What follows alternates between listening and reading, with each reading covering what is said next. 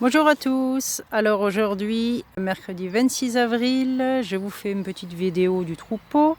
Qu'est-ce que je peux vous montrer aujourd'hui? Alors, elles sont coincées là sur une toute petite zone, c'est tout boueux, mais c'est très bien nettoyé et je suis vraiment très fière de vous les filles, parce que vous m'avez bien nettoyé cette zone que je vous ai laissée. Alors je les avais parquées là parce que hier il y avait beaucoup de pluie et donc pour éviter qu'elles me défoncent tout et la pente et la partie marécageuse, je les ai un peu coincées sur une zone serrée. Et le deuxième objectif, c'est que là derrière le poney, il y avait une grosse zone, comment je vais appeler ça, une zone de refus de l'année dernière, que je voulais essayer de bien nettoyer dès le premier tour pour avoir quelque chose de propre. Et opération réussie, on ne voit aucune différence. On voit par contre qu'elles ont reposé les crottins exactement à l'endroit où il y avait des grandes herbes. Et ça ne m'étonne pas, mais elles ont brouté avant, donc on a quelque chose qui est propre. C'est un petit peu gadou, mais on a seulement 24 heures de présence, donc ça ne me dérange pas du tout. Elles ne vont pas y rester longtemps. Là, je vais leur ouvrir une nouvelle zone, et donc vous pourrez suivre l'évolution. Mais je suis assez contente. Alors, quoi dire par rapport à la saison? On a vraiment pas mal d'herbes, hein.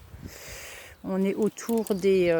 j'ai mesuré tout à l'heure 35 à 50 cm de hauteur d'herbe, donc ça fait déjà pas mal de volume, de matière.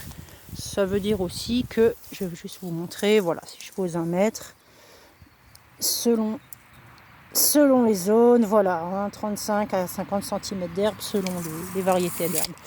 Ce qui va me permettre, si je veux qu'elles nettoient bien, il faut que je leur donne assez peu de mètres carrés à la fois pour être sûr qu'elles broutent correctement. Et voilà, petit focus sur la zone de refus, hein. Il y a une bonne partie que couchée, mais globalement je suis très contente de leur travail.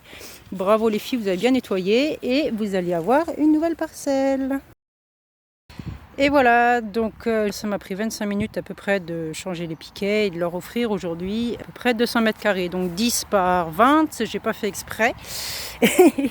Mais c'est bien, ça va nous simplifier les calculs. Donc comment est-ce qu'on calcule? Qu'est-ce qu'on calcule déjà? Donc je vous ai montré tout à l'heure à peu près 30 cm d'herbe. 30 cm pour faire simple, on va partir sur l'équivalent 3 tonnes de matière sèche hectare. Donc là on s'en fout de savoir si l'herbe est humide ou si elle est sèche. On considère que pour faire simple, à peu près 35 cm d'herbe dense et à peu près 3 tonnes de matière sèche hectare. Donc sur 200 mètres carrés, ça nous fait à peu près 60 kg de matière sèche disponible pour mon troupeau. Troupeau de à peu près 3 chevaux de 500 kg et un peu plus, et un poney que je compte pour demi-portion. Donc 60 kg pour 3 chevaux et demi, ça nous fait environ 17 kg de matière sèche par tête de pipe. Pour faire simple, les 3 grosses, elles vont manger chacune pour 10 kg de matière sèche et le petit pour 5. Donc j'ai besoin du coup de 35 kg de matière sèche pour mon troupeau par jour. J'en ai 60 de dispo, donc ça correspond quasiment à 2 jours.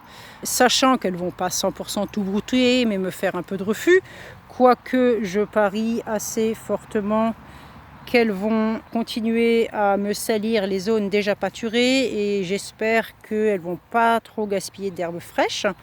Mais voilà, je vous ai fait une cote mal taillée, mais ça permet de dégrossir et surtout de ressentir le principe du calcul d'herbe offerte par jour. Donc là, avec mes 200 mètres carrés, ça devrait tenir pour 2 jours. L'herbe à ce stade-là, elle couvre largement les besoins d'un cheval à l'entretien. J'en ai une qui est en prépa poulinage, mais c'est quasiment les besoins d'entretien. Donc voilà. Voilà, comme ça vous donne une petite idée de mon travail, de pourquoi je le fais et du temps que ça prend. À tout bientôt pour une prochaine.